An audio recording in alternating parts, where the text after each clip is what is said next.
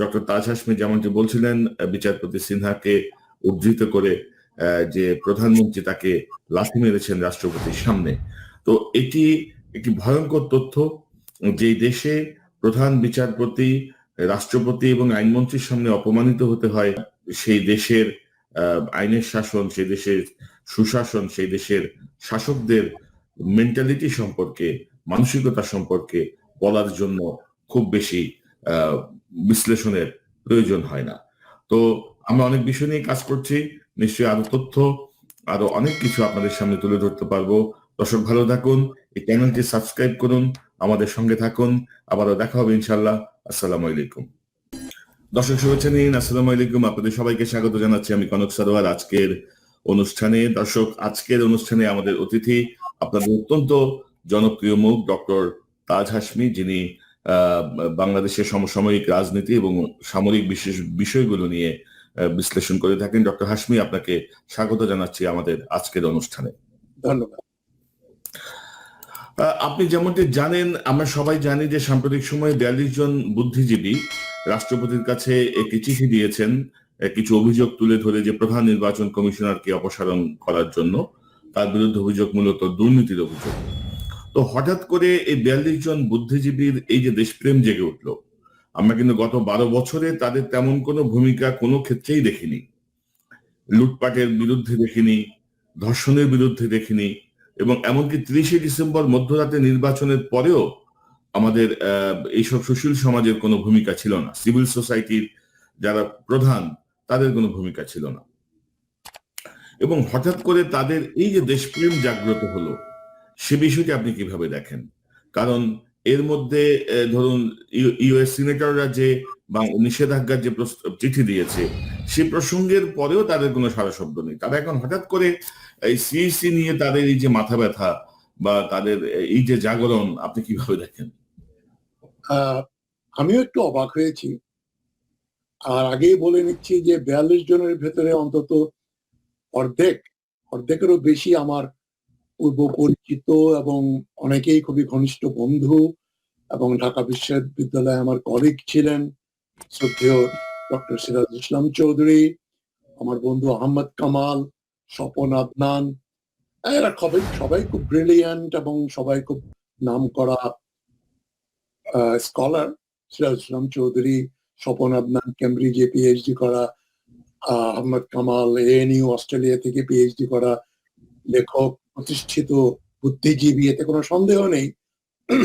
তবে আমিও এই প্রশ্ন তুলেছিলাম এবং ডক্টর বদিউল আলম মজুমদার আমাকে কালকে ফোন করে কিছুটা ঘটনার ব্যাকগ্রাউন্ডটা জানালেন এবং বললেন যে একেবারেই কোনো প্রোটেস্ট না হলে তো হয় না, ভালো দেখায় না, তো বেটার লেট দেন নেভার। যেটা আপনার প্রশ্নের উত্তর, যে 2 বছর করিনি আমরা, এতটা আলোচনা সমালোচনা করি নাই এবং এরা খবর কাগজে ছাপানো হয় না। সুতরাং রাষ্ট্রপতি আব্দুল হামিদের কাছে চিঠি দিলে এটা যদি খবর কাগজে প্রচারিত হবে এবং এর দ্বারা একটা প্রতিবাদের ব্যাপারটা সোচ্চারিত হবে। তো আমি এর সঙ্গে মত প্রকাশ করা, মানে সহমত প্রকাশ করা বা দ্বিমত প্রকাশ না করে বলছি যে আমি আমার ফেসবুক পোস্টটিকে আমি বলেছি যে এই 42 জন বুদ্ধিজীবীর তথাকথিত রাষ্ট্রপতি আব্দুল হামিদের কাছে চিঠি দেয়াটা এবং অভিযোগগুলো হচ্ছে ইলেকশন কমিশন দুর্নীতি করছে, 3-4 জন ইলেকশন কমিশনার সরকারি বরাদ্দ 2টো গাড়ির বদলে 3টা করে গাড়ি ব্যবহার করছেন, 2 কোটি টাকা ইলেকশন কমিশনার নুরুল হুদা বিভিন্ন জায়গায় বক্তৃতা দিয়েছেন, সেই বাবদ খরচ হিসাবে দেখানো হয়েছে। তো এগুলো তো আমি মনে করি যে হাজার হাজার কোটি টাকা, বরং বলা যায় লক্ষ লক্ষ কোটি টাকা এই 12 বছরে লুটপাট হয়েছে। সে তুলনায় এটা একটা, যেটাকে ইংরেজিতে বলে পিনাট, চিনে বাদাম চুরির মতো।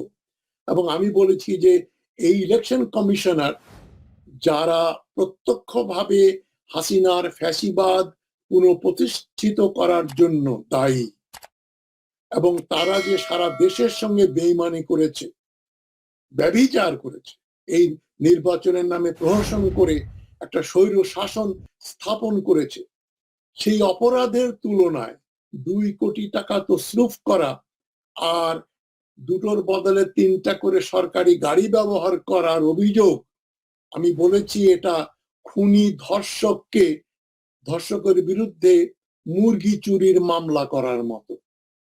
আমি আমার এই সহকর্মী এবং পুরনো বন্ধুদের প্রতি সম্পূর্ণ শ্রদ্ধা রেখেই বলছি, তারা যেটা করেছেন এটা আমার কাছে একটু হাস্যকর মনে হয়েছে এবং আমি মনে করি যে এটার দ্বারা কোনো কিছু অর্জিত হবে না এবং এটা কোনো সোচ্চার কোনো প্রতিবাদও নয়। এই যে আপিল করা, দরখাস্ত করা, পিটিশন দেয়া, এটা ব্রিটিশ সরকার কলোনিয়াল ব্রিটিশ আমলে এটা তারা অ্যালাউ করেছিল। তখন ভারতবাসীরা গভর্নরের কাছে বা গভর্নর জেনারেল বা লাট সাহেবের কাছে চিঠি লিখতে পারতো, পিটিশন করতে পারতো বিনয়ের সঙ্গে, অতি ভদ্রভাবে, অধীনের দিনে তিনি নিবেদন, এই ধরনের একটা চিঠি লেখার মতো, এবং যেখানে তাকে রাষ্ট্রপতি হিসাবে স্বীকার করা হচ্ছে। আমি তো এই আব্দুল হামিদকে সবসময় গোপাল ভাঁড় বলি, একটা ক্লাউন, একটা অশ্লীল মানুষ, অর্ধশিক্ষিত, যে ঢাকা বিশ্ববিদ্যালয়ে ছাত্র হিসাবে ঢুকতে পারেনি, নিজেই বলেছেন যে আমি ম্যাট্রিকে 3rd ডিভিশন, ইন্টারমিডিয়েটে 3rd ডিভিশন, সুতরাং আমি ঢাকা বিশ্ববিদ্যালয়ে ভর্তি হতে পারি নাই। তো ও তো আমাদের ছাত্র হবার যোগ্য নয়, কিন্তু রাষ্ট্রপতি হয়ে এখন ঘাড়ের উপর বসে আছে, মাথার উপর বসে আছে, তাকেও যে আমার রাষ্ট্রপতি বলে, মহামান্য রাষ্ট্রপতি বলতে হবে, তো আমার মর্যাদা, আত্মমর্যাদা এটা সায় দেবে না। আমাকে যদি বলা হতো যে তুমি একটা সিগনেচার দাও, আমি তো নিশ্চিতভাবে বলতে পারি যে আমি এই ধরনের একটা অ্যাপিল একজন অবৈধ সরকার, রাষ্ট্রপতি, একটা অবৈধ ফ্যাসিস্ট সরকারের অবৈধ রাষ্ট্রপতি, যাকে আমি সবসময় ক্লাউন বলি, গোপাল ভাঁড় বলি, তার যে সমস্ত কথাবার্তা এগুলো অশ্লীল এবং একটা ভাড়ামি ছাড়া কিছু না, তাকে আমি চিঠি লিখে কি করব, কেন লিখব? আর সবচেয়ে বড় প্রশ্ন এটা, আমি বদিউল আলম মজুমদার এবং আহমদ কামালের সঙ্গে টেলিফোনে আমি বলেছি যে ধরেন হাসিনা সরকার আপনাদের এই চিঠি পাওয়ার পরে এই ইলেকশন কমিশনার নূর হুদাকে অপসারণ করলো এবং যারা যারা দুটোর বদলে 3টা করে সরকারি গাড়ি ব্যবহার করছে, টাকা পয়সা লুটপাট করেছে কয়েক কোটি টাকা মাত্র, তাদের বিরুদ্ধে আইনানুগ ব্যবস্থা গ্রহণ করলো, তাহলে আপনারা কি করবেন? তখন তো হাসিনার মুখ খুলবে, হাসিনা বলবে যে দেখেন আপনারা, যখনই কারো বিরুদ্ধে লিখিত অভিযোগ এসছে, প্রমাণ সাপেক্ষে অভিযোগ প্রমাণ হওয়ার পরে আমার সরকার তাদের বিরুদ্ধে যথোপযুক্ত ব্যবস্থা গ্রহণ করেছে। জি স্যার, এখন ধরুন স্যার, আমরা শেখ হাসিনার এই শাসন আমলের যে যে প্রবণতা দেখছি, নুরুল হুদাকে কিন্তু ব্যবহার করা শেষ, নুরুল হুদার পারপাস কিন্তু শেষ, নুরুল হুদার অধীনে কিন্তু আর সামনে নির্বাচন আর হচ্ছে না। তো নুরুল এখন মানে অনেকে মনে করেন যে এটা গভর্নমেন্টের কোনো কৌশল কিনা, যে নুরুল হুদাকে এখন সরিয়ে দিয়ে আরেকটা নির্বাচন কমিশন গঠন করা এবং যার আন্ডারে পরবর্তী নির্বাচন হবে, এবং তখন আর প্রশ্ন উঠবে না যে না, এরা তো এইভাবে আসছে এই নির্বাচন কমিশন, অর্থাৎ এরা বি টিম হিসেবে কাজ করছে কিনা, আপনার কি মনে হয়? আমি ঠিক কনস্পিরেসি থিওরিতে বিশ্বাস করি না, বিশেষ করে এখানে, যেখানে ডক্টর সিরাজুল ইসলাম, স্বপন আদনান, আহমদ কামাল এবং আমার আরো জানা কিছু বন্ধু বান্ধব আছেন, আনু মোহাম্মদ, তারাই শেখ হাসিনার টোপ গিলে তাদেরকে লেজিটিমাইজ করার জন্য একটা নতুন ইলেকশন কমিশনারের বৈধতা দেওয়ার জন্য। স্যার 42 জন তো আছে, আর 42 জন তো আর এই প্ল্যান জানবে না স্যার, প্ল্যান জানবে কি মেকার, দুই একজন। এদের কেউ এরকম একটা ব্যাপারে জড়িত থাকবেন বলে আমার মনে হয় না। তবু তারা যে কাজটা করেছেন, এটা একটা আমার কাছে কেমন, ব্যক্তিগতভাবে আমার কাছে মনে হচ্ছে, আমি ভুলও হতে পারি, একটা ন্যাক্কারজনক ব্যাপার। মানে এটা একটা ছেলে মানুষই, সেটা আমি বললাম হাসিনা সরকার যদি এদেরকে সরিয়ে দেয় এদের দাবি অনুযায়ী, তারপরে হাসিনা বলবে যে দেখো আমি তো কোনো দুর্নীতির প্রশ্রয় দেই না। এই যে নির্বাচন তোমরা বলছো এখানে রিগিং হয়েছে, চুরি হয়েছে, ভোট চুরি হয়েছে, এগুলোর সঙ্গে আমি নেই। যেখানে আমি অভিযোগ পেয়েছি নির্বাচন কমিশনকে পর্যন্ত আমি বাতিল করে ফেলছি। এটা সম্ভাবনা খুবই কম। তবে একেবারে কি আমরা এই সম্ভাবনা উড়িয়ে দিতে পারি যে হাসিনা এদের দাবির প্রেক্ষিতে এটার নুরুল হুদাকে সরিয়ে দেবেন?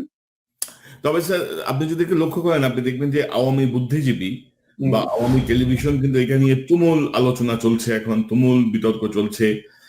বলা হচ্ছে যে এরা সবাই বিএনপি করে, বিএনপি জামাতের লোক, এরা এই করছে সেই, অর্থাৎ বিষয় কিন্তু খুবই সাধারণ, কিন্তু এটাকে তারা মানে প্রতিরোধ করছে, এটা সমালোচনা করছে।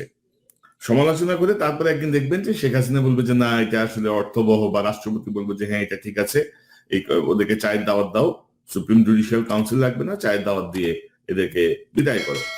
আপনি যদি দেখেন যে সাবেক বিচারপতি, প্রধান বিচারপতি এস.কে. সিনহাকে যেভাবে ঘাট ধরে বের করে দেওয়া হলো অপমানজনক ভাবে, তখন আমাদের সুশীল সমাজ কোথায় ছিল?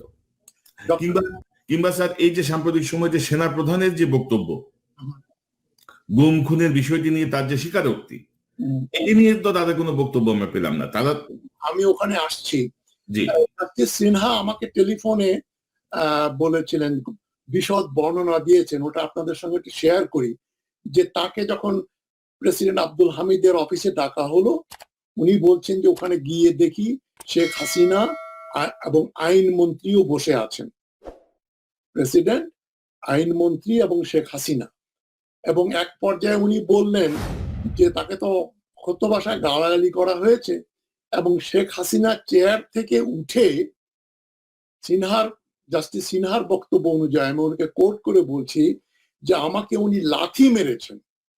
উনি বলছেন আমার প্রায় পড়ে যাওয়ার মতো উপক্রম। শেখ হাসিনা চেয়ার থেকে উঠে এসে উনাকে লিটারালি উনার গায়ে লাথি মেরেছেন। এরকম একটা ঘটনা যদি একটা দেশের প্রধানমন্ত্রী করতে পারে রাষ্ট্রপ্রধানের সামনে, মানে তখনও উনি চিফ জাস্টিস, তাকে যদি লাথি মারতে পারে, তাহলে এই সরকার যে কোনো মুহূর্তে নুরুল হুদাকে ঘাড় ধরে বের করে দিতে পারে। তো কেন এই শেখ হাসিনা লাথি মারলো, অর্থাৎ কি বক্তব্য ছিল তার বিরুদ্ধে যে অভিযোগগুলো যে উনি ওই 16th অ্যামেন্ডমেন্টের বিরোধিতা করেছেন, যে জন্য তাকে ডেকে পাঠানো হলো আব্দুল হামিদের অফিসে। তো জাস্টিস সিনহা আমাকে বলছেন যে আমি তো প্রধানমন্ত্রী হাসিনাকে ওখানে এক্সপেক্ট করি নাই, গিয়ে দেখি উনি বসে আছেন, আইনমন্ত্রী বসে আছেন, এবং সেখানে হাসিনা এক পর্যায়ে উঠে এসে আমাকে লাথি মারলেন। এবং এটা যদি ঘটতে পারে তো নুরুল হুদাকে বের করে দিতে পারেন। নুরুল হুদার পরিচয় আপনাদের দেয়া উচিত। 1973 সালে যখন শেখ মুজিবুর রহমান প্রধানমন্ত্রী, তখন তার দোর্দণ্ড প্রতাপশালী পলিটিক্যাল সেক্রেটারি, রাজনৈতিক যে সচিব ছিলেন তোফায়েল আহমদ, যিনি নিজে ওই যে সয়েল সায়েন্সে, মৃত্তিকা বিজ্ঞানের একজন রেয়ারেস্ট থার্ড ক্লাস এমএসসি, তিনি তখন বিভিন্ন লোকজনকে নিয়োগ দিচ্ছেন, এবং তার আমলে তথাকথিত মুক্তি বাহিনীদের নিয়ে এই যে সিভিল সার্ভিস পরীক্ষা, সেন্ট্রাল সুপিরিয়র সার্ভিস যেটা আগে ছিল, ওইটা না নিয়ে তারা এই যে civil service, foreign service, police service, taxation, তারপরে কাস্টমস, যেখানে ফার্স্ট ক্লাস গেজেটেড অফিসারদের যে অ্যাপয়েন্টমেন্ট দেওয়ার যে নিয়ম ছিল পরীক্ষার মাধ্যমে, সেটা না করে তোফায়েল আহমদ ইন্টারভিউ নিয়ে তার জানাশোনা ছাত্রলীগ বা আওয়ামী লীগ পন্থী লোকজনদেরকে ধরে ধরে এই সিভিল সার্ভিস এবং ফরেন সার্ভিস, পুলিশ সার্ভিসে চাকরি দিল। ওটা সবাই বলতো তোফায়েল সার্ভিস। ওই সময়ে আমি যখন ওই সিএসএস পরীক্ষা দেবার জন্য প্রস্তুতি নিচ্ছি আমরা, তখন ওই পরীক্ষার হলো না তোফায়েল সার্ভিসের মাধ্যমে। এই যে একজন কট্টর আওয়ামী লীগার, যেহেতু ইপিসিএস পরীক্ষা দেবার যে সাহস যোগ্যতা ছিল না, তাকে সিভিল সার্ভিস দেয়া হলো, এবং তাকে 2001 সালে খালেদা জিয়ার সরকার বরখাস্ত করল। এইরকম যে যাকে বিএনপি সরকার বরখাস্ত করেছে, যাকে তোফায়েল সার্ভিসের মাধ্যমে বেআইনি ভাবে পেছনের দরজা দিয়ে সিভিল সার্ভিস সার্ভেন্ট করা হয়েছে, সেই লোককে ইলেকশন কমিশনার করাটাই তো একটা প্রশ্নবিদ্ধ ব্যাপার। যে তার তো আওয়ামী লীগ ছাড়া বিএনপি বা আর কাউকে সমর্থন করার কোনো ন্যূনতম কি বলে সম্ভাবনাও ছিল না। এমনি তো উনি বিতর্কিত, তাকে আমরা বলি তোফায়েল সার্ভিসের লোক। এখন তাকে সরানোর জন্য আরেকজন অবৈধ প্রেসিডেন্টের কাছে যাওয়া, এটা কতটা সমীচীন, কতটা মানে ন্যায়সঙ্গত আমি বলতে পারবো না। তবে আপনি যেটা বললেন যে অনেকে আওয়ামী ঘরানার লোকজন বলছে এটা বিএনপি পন্থীদের একটা কারসাজি, যেটা আব্দুল গফফার চৌধুরী জনকণ্ঠ পত্রিকায় পরশুদিন একটা আর্টিকেল লিখেছেন বেশ বড়। সেখানে উনি বলছেন এই বেলায় 42 জন হচ্ছে গুপ্ত বিএনপির দালাল। সুতরাং এরা শেখ হাসিনা সরকারকে বিপদে ফেলার জন্য এই ধরনের একটা ন্যাক্কারজনক কাজে প্রোটেস্ট করছেন, যেটা এই ধরনের চিঠি দেওয়া উচিত হয়নি। তো আমি মনে করি চিঠি দেওয়া উচিত হয়নি অন্য কারণে, যে চিঠি দিয়ে 42 জন অনিচ্ছা সত্ত্বেও একটা মানে এক ধরনের ভুল করে ফেলছেন, তারা সরকারকে বৈধতার একটা স্ট্যাম্প দিয়ে দিচ্ছে। আপনি আব্দুল হামিদের কাছে যাওয়া মানেই তাকে রাষ্ট্রপতি হিসাবে মেনে নেয়া। আমি তাজ হাসমি এত দূরে বসে যেটা আমি সাহস করে বলতে পারি যে আমি শেখ হাসিনার সরকারকেও অবৈধ মনে করি, তার সঙ্গে তার যত সাঙ্গ পাঙ্গ, যে লোক এই যে আজিজের ভাই খুনি জোসেফ, তোফায়েল আহমদ জোসেফকে যে ফাঁসির কাষ্ঠ থেকে বের করে বেকসুর খালাস করে দিল, এবং যে তোফায়েল জোসেফ এখন একজন ভিআইপি হিসেবে ঘুরে বেড়াচ্ছে ঢাকা শহরে, ক্যান্টনমেন্টের ভেতরে থাকে, তাকে ক্ষমা প্রদর্শনকারী আব্দুল হামিদ, তার সঙ্গে তো ওই জিল্লুর রহমান যে এর আগে প্রেসিডেন্ট ছিলেন, আমি তো কোনো পার্থক্য খুঁজে পাই না। জিল্লুর রহমানও প্রায় 50-60 জন আওয়ামী লীগের খুনি, ডাকাত, চোর, গুন্ডা, বদমাস, এদেরকে উনি ওই রাষ্ট্রপতির ক্ষমা প্রদর্শন করে রেহাই করে দিয়েছেন বিনা বিচারে। এগুলো তো অপরাধ। জিল্লুর রহমানের আমি মনে করি ওই যে পোস্থুমাস বিচার হওয়া উচিত, মরণোত্তর বিচার। আর আব্দুল হামিদ এবং শেখ হাসিনার, আমি যেহেতু মৃত্যুদণ্ডে বিশ্বাস করি না, কমপক্ষে 50 বছরের জেল হওয়া উচিত। অবৈধভাবে একটা ফ্যাসিস্ট রাষ্ট্র, বাংলাদেশকে একটা ফ্যাসিস্ট রাষ্ট্রে পরিণত করার পেছনে যারা কাজ করছেন, শেখ হাসিনা, তার মন্ত্রী পরিষদ এবং আব্দুল হামিদ প্রত্যক্ষভাবে দায়ী। স্যার, আমি একটু অন্য প্রসঙ্গে যাচ্ছি, তার আগে একটু জানতে চাই যে সিনহা সাহেবের যে প্রসঙ্গটি আপনি বললেন, আপনি আপনি কি মনে করেন আমাদের রাষ্ট্রপতি, আমাদের প্রধানমন্ত্রী, ওই দিনই তো তাদের আসলে পদ শূন্য হয়ে গেছে, তাদের যে সংবিধানে রক্ষা করার কথা রাষ্ট্রপতি আব্দুল হামিদের। কিসের সংবিধান, কিসের রাষ্ট্র? তারা না বাংলাদেশে বিশ্বাস করে। আপনি সংবিধান তো তখনই আসবে যখন আপনি রাষ্ট্রে বিশ্বাস করবেন। এরা তো সব ভারতপন্থী, ভারতের দালাল, বাংলাদেশের সার্বভৌমত্বে বিশ্বাস করে না। এই যে বাংলাদেশে একটা কথা খুব প্রচলিত, স্বাধীনতার পক্ষের শক্তি, স্বাধীনতার বিপক্ষের শক্তি।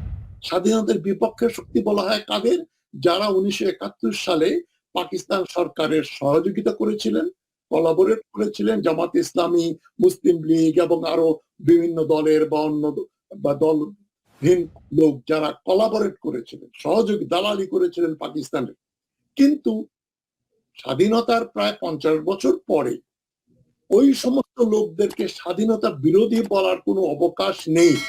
কেননা বাংলাদেশের যে স্বাধীনতা যুদ্ধ, ওটা তো একটা গৃহযুদ্ধও ছিল, সিভিল ওয়ার, যেটা যেমন আমেরিকার যুক্তরাষ্ট্রে, এই যে আমেরিকার দক্ষিণ দিকের কনজারভেটিভ রাজ্যগুলো এই যে ওয়াশিংটনের বিরুদ্ধে যে বিদ্রোহ করলো প্রেসিডেন্ট আব্রাহাম লিঙ্কনের সময় 1860-এর দশকে, যেটাকে সিভিল ওয়ার বলা হয়, সিভিল ওয়ার শেষ হওয়ার পরে তাদেরকে ধরে ধরে ফাঁসি দেওয়া হয়েছে নাকি?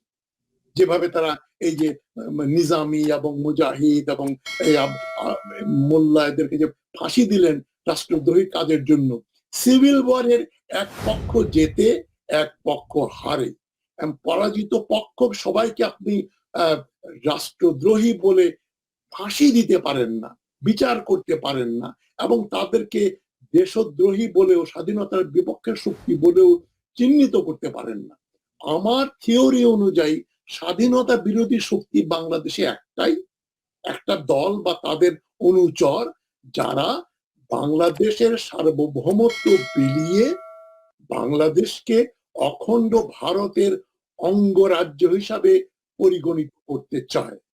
যেমন আমার প্রাক্তন বন্ধু ইকবাল সোবহান চৌধুরী, আপনাদের সাংবাদিক, আমার সেই 1964 সাল থেকে আমার রুমমেট ছিল ঢাকা কলেজে, এক অতি ঘনিষ্ঠতম বন্ধু ছিল অতীতে। সে তো আগরতলাতে গিয়ে বলল যে আমি এই ভারত এবং বাংলাদেশের ভিন্ন এই যে মুদ্রা, এটাতে বিশ্বাস করি না। ভারত এবং বাংলাদেশের একটাই মুদ্রা হওয়া উচিত।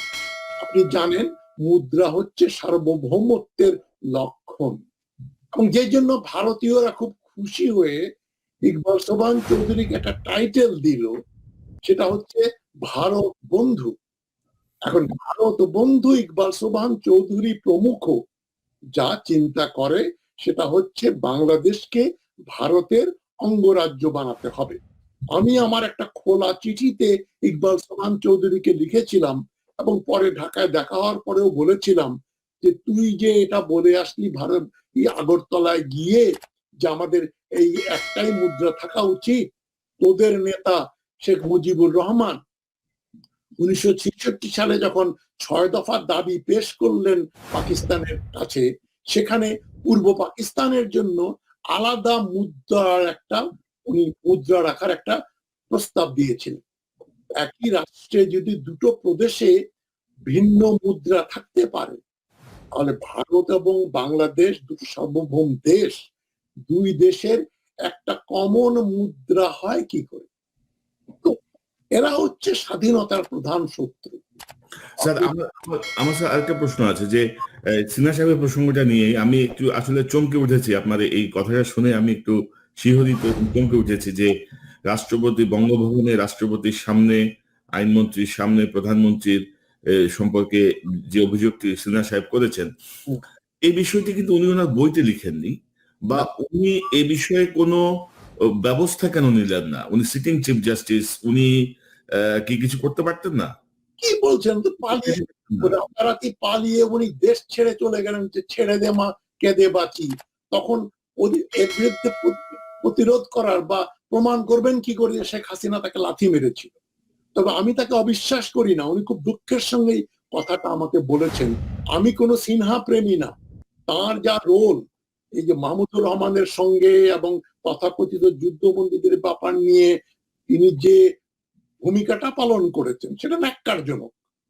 তিনি আমাকে ওই একই দিনই বললেন তিনি ভারতে গিয়েছিলেন, ভারতের প্রধানমন্ত্রী নরেন্দ্র মোদী এক দরজা বন্ধ করে সিনহার সঙ্গে ৩-৪ ঘন্টা কথা বলেছেন।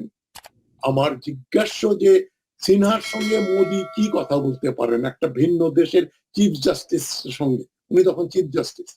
সুতরাং ওই যে লাথি মেরেছেন এবং রাষ্ট্রপতি এবং তথাকথিত প্রধানমন্ত্রী এই একজন চিফ জাস্টিসকে লাথি মারার মতো গর্হিত অপরাধ করতে পারেন, আর যারা দেশের আইন কানুন, স্বাধীনতা, গণতন্ত্র ধ্বংস করতে পারে, হাজার হাজার মানুষকে বিনা বিচারে গুম খুন করতে পারে, একজন চিফ জাস্টিসকে যে তার করুণায় চিফ জাস্টিস হয়েছে, তার এমন কোনো গুণ বা কৃতিত্ব নেই। উনি তো ভালো করে বাংলাও বলতে পারেন না, ইংরেজিও বলতে পারেন না। জাস্টিস সিনহা, তাকে যখন চিফ জাস্টিস করা হলো, সেটাও তো এক ধরনের ব্যাকডোর দিয়ে, এক ধরনের নেপোটিজম। তো তাকে লাথি মারাটা তো বড় কথা না। তারা তো রাষ্ট্রেই বিশ্বাস করে না, হাসিনাও বিশ্বাস করে না, হামিদও বিশ্বাস করে না। তবে স্যার এই ঘটনায় একটি বিষয় স্পষ্ট যে আপনি যদি আপনার পদে বসে, আপনি যদি আপনি যে সম্মান পেয়েছেন, আপনি যে চেয়ারে বসছেন, আপনি সেই চেয়ারের মর্যাদা যদি আপনি না রাখেন, আপনি যদি নিজেকে বিকিয়ে দেন, আপনার কোনো মূল্য আর কোথাও থাকবে না। আসলে তারাও জানে আপনাকে তারা ব্যবহার করছে। এখন আপনি তাদের বিরুদ্ধে একচুল পরিমাণ গেলেই তারা এই আপনাকে লাথি মারবে, আপনাকে ঘাট ধরে বের করে দেবে। নিশ্চয়ই আপনি দেখেন ওই যে জাস্টিস সিনহার সিভি দেখেন, এবং হাইকোর্টের আরো কয়েকজন জাস্টিস আছেন, তারা না জানে বাংলা, না জানে ইংরেজি, এবং ওই যে একজন শামসুল ইসলাম মানিক নাকি তার নামে, তো তার কথাবার্তা শুনলে তো মনে হয় না একজন শিক্ষিত লোকের সঙ্গে শামসুদ্দিন মানিক। শামসুদ্দিন মানিক। এই ওই একই ক্যাটেগরির সবগুলা জাস্টিস, ওই 2-4 জন ছাড়া, রিফাত আহমেদ এবং আরো 2 জন ছাড়া বাদ বাকি জাজগুলো, জাস্টিস গুলো তো মানে গ্রামের বটতলার উকিলের মতোই। যেটা এই যে আব্দুল হামিদ সম্বন্ধে আমাকে একজন ফোন করে বলল যে কিশোরগঞ্জের এক লোক তাকে বলেছে যে উনি ল পরীক্ষা কিন্তু উনি নিজে দেননি, আরেকজন বসে তার জন্য এলএলবি পরীক্ষা দিয়েছে। আমি দেখিনি, তবে এলএলবি ওর পাশ করাটা বিরাট ব্যাপার না। উনি তো মূলত একজন বটতলার উকিল, 3rd ক্লাস গ্রাজুয়েট, একজন 3য় শ্রেণীর মানুষ। তার কথাবার্তায় দেখেন না, ভালগার কথাবার্তা বলছেন প্রিয়াঙ্কা চোপড়াকে নিয়ে, যে অশ্লীল মন্তব্য করছেন কনভোকেশন স্পিচে। যে ভদ্রলোক কোনদিন বিশ্ববিদ্যালয়ে পড়েননি, জানেন না কনভোকেশন কি, কমেন্সমেন্ট কি, তিনি কনভোকেশন স্পিকার হয়ে ছেলে মেয়েদের উৎসাহিত করবেন কিছু নীতি কথা বলে, ভালো কথা বলে, তা তো উনি জানেন না। উনি সেখানে সেক্সিস্ট জোক করছেন যে প্রিয়াঙ্কা চোপড়া এসেছিল আমার স্ত্রীর জন্য, তাকে আর আমি বঙ্গভবনে ডেকে নিয়ে কথা বলতে পারলাম না, এবং ছেলে মেয়েরাও উজবুকের মতো হাসলো। সে রাষ্ট্রপতি। তবে স্যার এটা খুব দুঃখজনক যে বাংলাদেশের রাষ্ট্রপতি অর্থাৎ পদের ওজনটাই তারা বোঝেন না আসলে। রাষ্ট্রপতি একটা ইন্ডিয়ান নায়িকার সঙ্গে দেখা করার জন্য যে উদগ্র আগ্রহ যেভাবে বললেন তিনি, এটা রাষ্ট্রপতির পদটাকে হেয় প্রতিপন্ন করা, পদটাকে, সেটা কনভোকেশন স্পিচে। আমি তো কনভোকেশন স্পিচে জি পক্ষে 20-30টা কনভোকেশন অ্যাটেন্ড করেছি বিভিন্ন বিশ্ববিদ্যালয়ে চাকরি সূত্রে। আমার নিজেরও কনভোকেশন অ্যাটেন্ড করেছি অস্ট্রেলিয়াতে। ওখানে কনভোকেশন স্পিকারদের বিশিষ্ট ব্যক্তিদের নিয়ে আসা হয়, এবং যেমন doctor Yunus could B A convocation speaker. রাষ্ট্রের চ্যান্সেলর বলেই তাকে প্রাইভেট এবং সরকারি বিশ্ববিদ্যালয়ে যে দাওয়াত করতে হবে, এবং উনি যে কথাগুলো বললেন অশ্রাব্য, অশ্লীল, এবং যেগুলোর কোনো মানে সাধারণ চায়ের দোকানেও, লোকে গ্রামের চায়ের দোকানে, ছোট শহরের চায়ের দোকানেও এই ধরনের অশ্লীল জোক যারা করে না, সেটা রাষ্ট্রপতি, তথাকথিত রাষ্ট্রপতির মুখ থেকে বেরোচ্ছে। এবং তার কাছে এই 42 জন বুদ্ধিজীবী দরখাস্ত লিখছেন। এত লজ্জা আমি কোথায় রাখবো? আপনার বাড়িতে যদি ডাকাতি করতে আসে, আপনি সে ডাকাতের সর্দার বা ডাকাতের সহযোগীকে কমপ্লেন করতে যাবেন যে দেখো তোমার লোক কাল রাত্রে আমার বাড়িতে ডাকাতি করেছে, আমার বোন, আমার স্ত্রী, আমার মেয়ে, এদেরকে ধর্ষণ করেছে, কি করব বলো তো? তো সে ডাকাতের সর্দার বলে ঠিক আছে আমি দেখবো এরকম যেন আর না ঘটে। এই ব্যাপারটা তো ওইরকমই।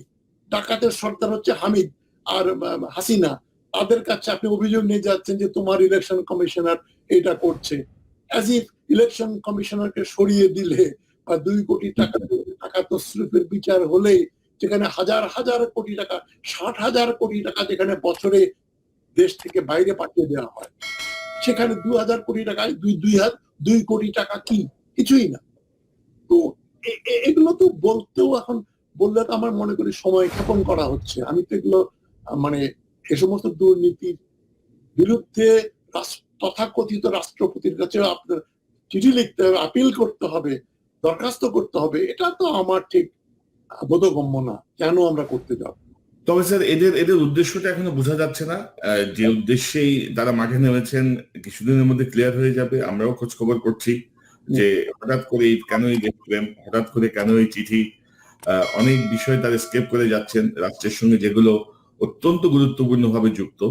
তো আমরা একটু অন্য প্রসঙ্গে যাই। আপনি জানেন যে এই আমি শেষ কথা যেটা বলতে চাচ্ছি, রাষ্ট্রপতি, তথাকথিত রাষ্ট্রপতির কাছে যে এই 42 জন চিঠি লিখলেন, ফরিয়াদ করলেন, যদি হাসিনা সরকার এদের দাবি মেনে নেয় তখন কি হবে? হাসিনা সরকার তো একটা বৈধতার স্ট্যাম্প পেয়ে যাবে যে 42 জন বুদ্ধিজীবী হাসিনা সরকারকে প্রতিষ্ঠিত করার জন্য, তাকে বৈধতা দেওয়ার জন্য এই যে দরখাস্ত করেছে, এবং হাসিনা তাদের কথা মতো দাবি মেনে নিয়েছে, নুরুল হুদাকে সরিয়ে দিয়েছে এবং তাদের বিরুদ্ধে আইনানুগ ব্যবস্থা গ্রহণ করেছে। এটা তো হাসিনার পক্ষে যাবে। এই যে 42 জন সুধী সমাজের মেম্বার, আমার অতি প্রিয় ঘনিষ্ঠ ব্যক্তি, অনেকের সঙ্গে আমার তুই সম্পর্ক, তাদের জন্য আমার দুঃখ হবে যে তোমরা ভুল করে যে কাজটা করলে এটার সুযোগ সুবিধা তো পেয়ে গেল অবৈধ হাসিনা সরকার, আর তোমরা অবৈধ রাষ্ট্রপতি। আমি তো জীবনে কোনোদিন এরশাদ সাহেব বা প্রেসিডেন্ট এরশাদ আমার মুখ দিয়ে কোনোদিন বেরোয়নি, বেরোবেও না।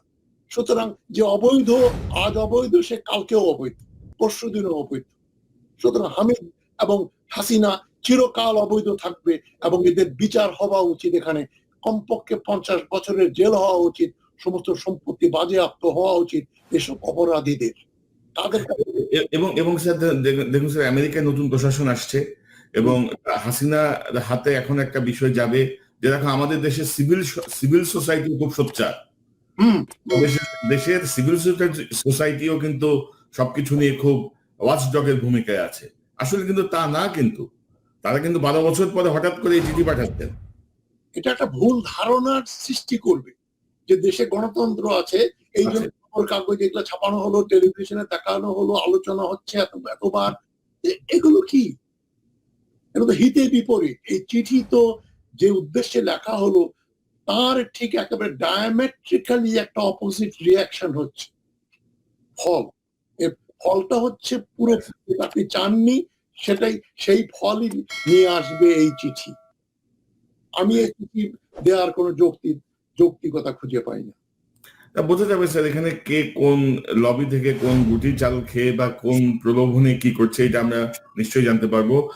আপনি জানেন যে 23শে ডিসেম্বর বাংলাদেশে নিযুক্ত ভারতীয় হাই কমিশনার আওয়ামী লীগ অফিসে গেছেন এবং আওয়ামী লীগ অফিসে যাওয়ার পরে পরপরই ইত্তেফাকের যে একটি শিরোনাম ছিল যে আওয়ামী লীগ না থাকলে বাংলাদেশে আমাদের কোনো বন্ধু নেই।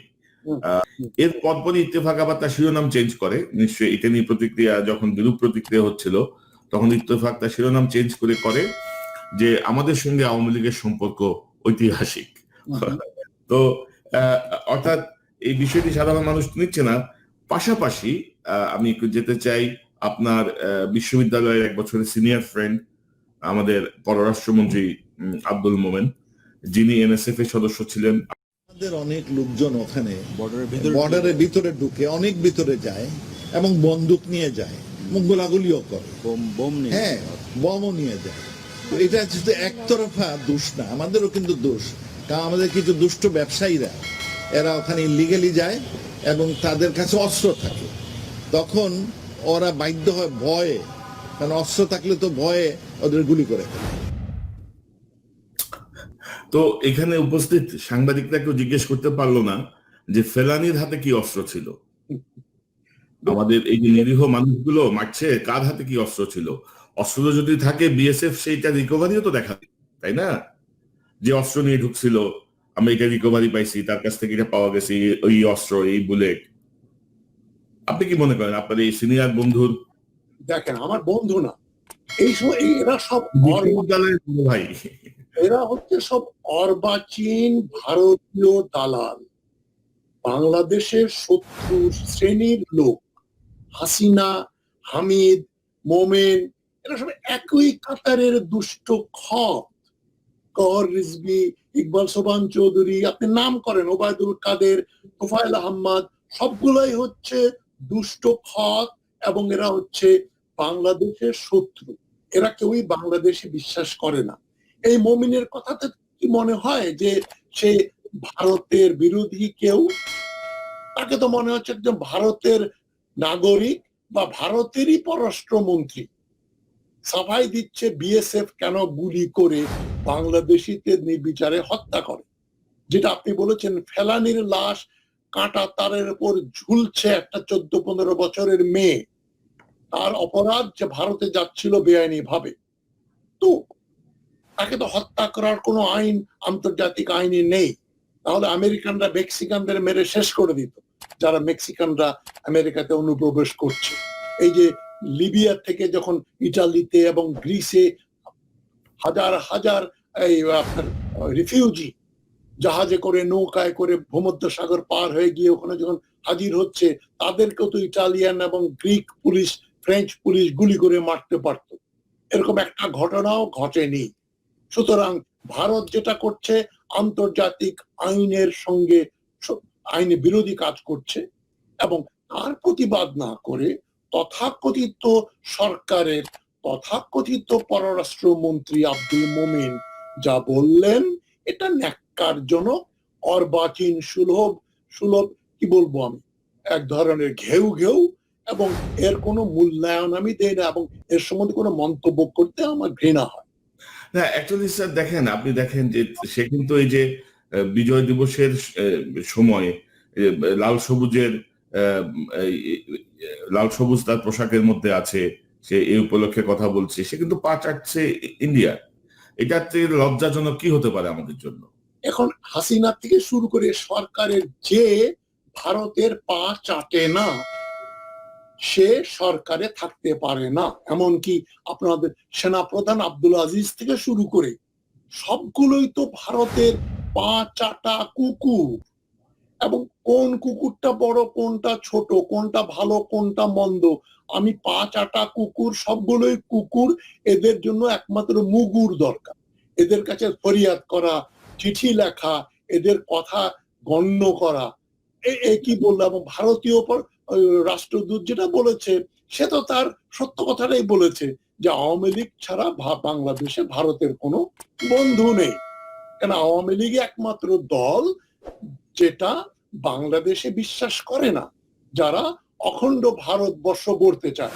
আমার সঙ্গে আওয়ামী লীগের এক নেত্রী বিয়ে হয়েছে তার আমেরিকান এক ডিপ্লোম্যাটের সঙ্গে, হাওয়াইতে একবার দেখা হলো। উনি আমাকে বলছেন যে এই সরকার বাউন্ডারি ওয়াল তুলে দিয়ে ভারত বাংলাদেশ এক করে ফেলতে হবে, এবং উনি আমাকে বলছেন আপনি তো বিএনপি, আপনি এটা বিশ্বাস করবেন না। আমি বললাম দেখেন আমি কোনো দল করি না, বিএনপি আওয়ামী লীগ কোনো দলই না, তবে আমি বাংলাদেশের সার্বভৌমত্বে বিশ্বাস করি। আমি কৃতজ্ঞ, আমি দেশের প্রতি কৃতজ্ঞ, দেশ আমার জন্য যথেষ্ট করেছে, সুতরাং আমি ভারত বাংলাদেশ মিলে এক দেশ হবে এটা আমি কল্পনাও করতে পারি না, সমর্থনও করি না। তো মোমেনদের সম্বন্ধে আপনি উচ্চবাচ্য করে কি লাভ? এরা তো সব ভারতের দালাল, ভারতের পক্ষেই কথা বলবে। ইকবাল সোবহান চৌধুরী যেখানে বলল অভিন্ন মুদ্রা থাকবে ভারত এবং বাংলাদেশের, আর এও বলছে যে এরা যাচ্ছে অস্ত্র শস্ত্র নিয়ে ওখানে বিএসএফ বাধ্য হয়ে জীবন যান বাঁচানোর জন্য বিএসএফ গুলি করছে। এর চেয়ে বড় মিথ্যে কথাতে বিএসএফ এর চিফও এরকম কথা বলবে না।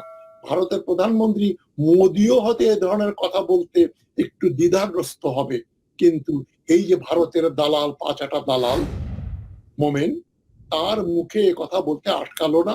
সে তো এর আগেও বলেছে ভারত বাংলাদেশের সম্পর্ক স্বামী স্ত্রীর মতো। জি, তো এর সম্বন্ধে মন্তব্য এদের এদের মানসিকতা হচ্ছে স্যার, তাদের মন্ত্রী হওয়াটাকেই তারা জীবনের বড় সার্থকতা মনে করছে, লুটপাট করতে পারাটাকেই তারা জীবনের বড় সার্থকতা মনে করছে।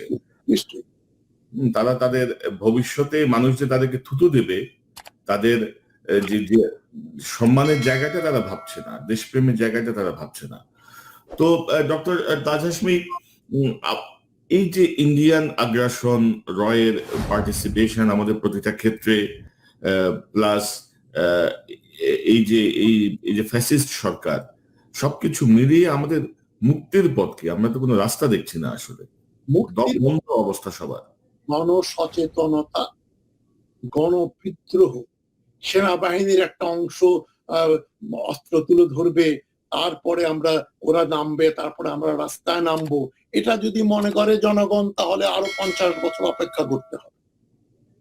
জনগণের প্রতিরোধ ছাড়া কোন দেশে ফ্যাসিবাদ উৎখাত করা সম্ভবপর হয়নি। হিটলার, মুসোলিনি, সাদ্দাম হোসেন কেউই সুশীল সমাজের কথায় বা দুটো আর্টিকেল লিখলেন খবরের কাগজে বা দুটো বক্তৃতা দিলেন, তারা কই করে ক্ষমতা ছেড়ে চলে গেছে, এ ধরনের নজির ইতিহাসে নেই, বাংলাদেশের ক্ষেত্রেও নেই। আপনি যে কথাটা বললেন যে মুমিন প্রসঙ্গে, এদের কি লজ্জাও নেই যে এদেরকে লোকজন থুতু দেবে, ঘৃণা করবে? পরিতাপের বিষয় হচ্ছে বাংলাদেশে যে আমাদের পলিটিক্যাল কালচার যেটা আমরা নার্চার করছি, গড়ে তুলেছি, সেখানে ক্ষমতাধর লোকদেরকে বড় মনে করা, সম্মান করা, এটা আমাদের রক্তে রক্তে ঢুকে পড়েছে, অন্ধ্রের ভিতরে। এটা ঔপনিবেশিক শাসনের ফলে, 1000 বছরের পরাধীনতার ফলেই এভারেজ বাঙালি, অধিকাংশ বাংলাদেশি মানুষ যে ক্ষমতায় তাকে সালাম দেওয়াতে বিশ্বাস করে। দারোগা, পুলিশ অফিসার, ডিসি, এসডিও এরা একটা বড় প্রফেসরের চাইতেও অনেক উঁচু স্থানে এদের বাস। যেমন বেনজির আহমদ আইজি আর ডক্টর ইউনূস যদি এক জায়গায় যায়, লোকজন প্রথমে বেনজির আহমদকে সালাম দেবে, তারপরে ডক্টর ইউনূসকে সালাম দেবে কিনা চিন্তা করবে। সুতরাং মুমিনের কথা যে বললেন, এদের কি লজ্জা নেই? এখন এরশাদ দেখেন, এরশাদ বাংলাদেশিদের মনস্তত্ত্ব সবচেয়ে ভালো বুঝেছিল। এরশাদ বুঝেছিল যে প্রতিটা লোককে কেনা যায়, দু একটা এক্সেপশন আছে, এবং পয়সা দিয়ে কেনা যায়, ব্যভিচার করা যায়, পরকিয়া করা যায়। লোকজন তোমার আড়ালে একটু একটু হাসাহাসি করবে, কথাবার্তা বলবে, সামনে দেখলে এরশাদ সাহেব বলবে। এখনো প্রচুর লোকজন ঘুরে বেড়াচ্ছে বাংলাদেশে যারা এরশাদ সাহেব, প্রেসিডেন্ট এরশাদ বলে। আমি তো বলি খুনি, লম্পট লম্পট ভ্রষ্ট এরশাদ। আমার কাছে সে বিশ্ব বেহায়া। কোনদিনও এই বিশ্ব বেহায়া এরশাদ এবং তার সহযোগী কোন মন্ত্রী, তার সঙ্গে যারা কাজ করেছে, তার সঙ্গে যারা, তাদের প্রতি আমার কোনো শ্রদ্ধা কোনোদিনও থাকবে না, এখনো নেই, ভবিষ্যতেও নেই। সবাই যদি এ ধরনের চিন্তা করেন যে যারা দালালি করেছে তারা চিরকালই দালাল, তাদেরকে সামাজিকভাবে বয়কট করতে হবে। অমুক মন্ত্রীর মেয়ের বিয়ে, অমুক অমুক অমুকের ছেলের বিয়ে, ও আমার বন্ধু, ও আমার চাচা, ও আমার মামা, যেতে হয়। যেদিন আপনারা আপনাদের পিতা মাতা, ভাই বোন, ছেলে মেয়ে যারা হাসিনা সরকারের সঙ্গে দালালি করছে, সম্পর্ক রাখছে, যতদিন ওদের ত্যাগ করতে পারবেন না, ওদের সামাজিকভাবে বয়কট করতে পারবেন না, ততদিন পর্যন্ত বাংলাদেশে এই স্বৈর শাসন থেকেও মুক্তি পাওয়া যাবে না। মানে স্বৈর শাসন নাম্বার 1 থেকে নাম্বার 2, নাম্বার থেকে 3, এভাবে তো চলবে না। হাসিনার পরে আরেক স্বৈর শাসক আসবে যদি আমাদের এই কালচারটা পরিবর্তিত না হয়। যেটা আমি সবসময় বলি, যাদের বয়স 18 থেকে 49 তাদেরই একমাত্র সময় এখন যুদ্ধ করার। তারা রুখে দাঁড়াবে। এর চেয়ে বড় যারা, তাদের অধিকাংশই পচে গেছে। তবে ডক্টর তাজহাসমি, আমার যতটুকু পর্যবেক্ষণ, আমার মনে হচ্ছে যে শেখ হাসিনা এখনই প্রস্তুতি শুরু করেছেন যে আগামীবারে আবার কিভাবে ক্ষমতায় আসা যায়। কারণ 2008-এ ছিল একরকম কৌশল, 2014-তে ছিল একরকম কৌশল, 18-তে ছিল একরকম কৌশল, এখন 23-এ যে নতুন একটা কৌশলের তারা অবতারণা শুরু করেছেন, সেটি 23-এ হোক বা মধ্যবর্তী নির্বাচনের কথাও শোনা যায়। এখন জনগণ যদি না নামে, সবার মধ্যে এক ধরনের জুজুর ভয় পেয়ে বসেছে। যেমন কেউ কেউ আমাকে ইনবক্স করেন যে আপনার এই চ্যানেলটি সাবস্ক্রাইব করলে আবার সরকার টের পাবে না তো। তার মানে এক ধরনের বাজে আতঙ্ক, এক ধরনের জুজুর ভয়। এটা একবারে অমূলক না। ভয়ের পেছনে কারণ আছে। কেননা গুম হয়ে যাচ্ছে, খুন হয়ে যাচ্ছে, লোকজন গায়েব করে দিচ্ছে, তার বিরুদ্ধেও তো কোনো প্রতিবাদ হচ্ছে না। আপনি যেটা বললেন যে 42 জন সুধী সমাজের যে সদস্য, তারা তো তাদের বিরুদ্ধে স্টেটমেন্ট দিচ্ছেন না। তো চিঠি লিখতেন, যদি স্টেটমেন্ট দেন আগে আব্দুল হামিদকে লিখতেন, হাসিনাকে লিখতেন, তাও তো লেখেননি গত 12 বছরে। সুতরাং আপনি কাকে দোষাবেন? যেখানে সমাজের সবচাইতে বুদ্ধিমান এবং যারা সচেতন ব্যক্তি, তারা যদি সরকারের এই স্বৈর শাসনের বিরুদ্ধে মুখ না খোলেন বা সাহস না পান, তাহলে মানে সাধারণ লোকজন রাস্তায় নামবে কি করে? আপনাকে এক্সাম্পল দিতে, আপনি রাস্তায় নামবেন, তাহলে আপনার সঙ্গে লোকে রাস্তায় নামে। যেটা মৌলানা ভাসানী করতেন, উনি আগে রাস্তায় নামতেন, তখন জনগণ রাস্তায় নামতো। আমাদের অপোজিশনের যে নেতৃবৃন্দ, তারা তো আওয়ামী লীগের সঙ্গে ছেলে মেয়ের বিয়ে শাদী দিচ্ছে, ব্যবসা বাণিজ্য করছে, সবগুলোই তো ওই রসুনের গোড়ার মতো এক। মানে আওয়ামী লীগের কোনটা আর বিএনপি কোনটা, যে জন্য দেখলেন না মেজর হাফিজ সাহস করে এই হাসিনা সরকার নিপাত যাক বলাতে তাকে শোকজ করার ধৃষ্টতা দেখালো। এই যে ফখরুল ইসলাম গং, যে কথাটা, যে স্লোগানটা পবিত্রতম স্লোগান, যে স্বৈরাচার নিপাত যাক, স্বৈরাচার নিপাত যাক, বাংলাদেশের পবিত্রতম স্লোগান। মোবারকবাদ না দিয়ে, তাদেরকে অভিনন্দন না জানিয়ে, ধন্যবাদ না জানিয়ে, তাদেরকে খুবই ভদ্র ভাষায় শোকজ করছে বিএনপি নেতৃবৃন্দ, এটাও তো একটা পরিতাপের বিষয়। সুতরাং অপোজিশন যদি রাস্তায় না নামে, জনগণ নামবে কি করে? ডক্টর তাজ হাশমি, ভালো থাকুন। আপনি যে বিস্ফোরক মন্তব্য করেছেন জাস্টিস সিনহাকে নিয়ে, সেটি নিয়ে আমার মনে হয় যে অনেক বেশি ব্যস্ত হয়ে যেতে হবে, একটু খোঁজ খবর করতে হবে যে আর কি কি ঘটেছে এই বিষয়গুলো নিয়ে। নিশ্চয়ই আমরা আর কথা বলবো। ভালো থাকুন, আবারও দেখা হবে ইনশাল্লাহ। ধন্যবাদ আপনি ডাকার জন্য, আমার কথা শোনার জন্য ধন্যবাদ। দর্শক, আপনারা যারা এতক্ষণ এই অনুষ্ঠান দেখলেন, আপনাদের সবাইকে ধন্যবাদ জানাচ্ছি। বুঝতেই পারছেন ডক্টর তাজ হাশমি যেমনটি বলছিলেন, বিচারপতি সিনহাকে উদ্ধৃত করে যে প্রধানমন্ত্রী তাকে লাথি মেরেছেন রাষ্ট্রপতির সামনে। তো এটি একটি ভয়ঙ্কর তথ্য। যে দেশে প্রধান বিচারপতি, রাষ্ট্রপতি এবং আইনমন্ত্রীর সামনে অপমানিত হতে হয়, সেই দেশের আইনের শাসন, সেই দেশের সুশাসন, সেই দেশের শাসকদের মেন্টালিটি সম্পর্কে, মানসিকতা সম্পর্কে বলার জন্য খুব বেশি বিশ্লেষণের প্রয়োজন হয় না। তো আমরা অনেক বিষয় নিয়ে কাজ করছি, নিশ্চয়ই আরো তথ্য, আরো অনেক কিছু আপনাদের সামনে তুলে ধরতে পারবো। দর্শক, ভালো থাকুন, এই চ্যানেলটি সাবস্ক্রাইব করুন, আমাদের সঙ্গে থাকুন। আবারও দেখা হবে ইনশাল্লাহ। আসসালামু আলাইকুম।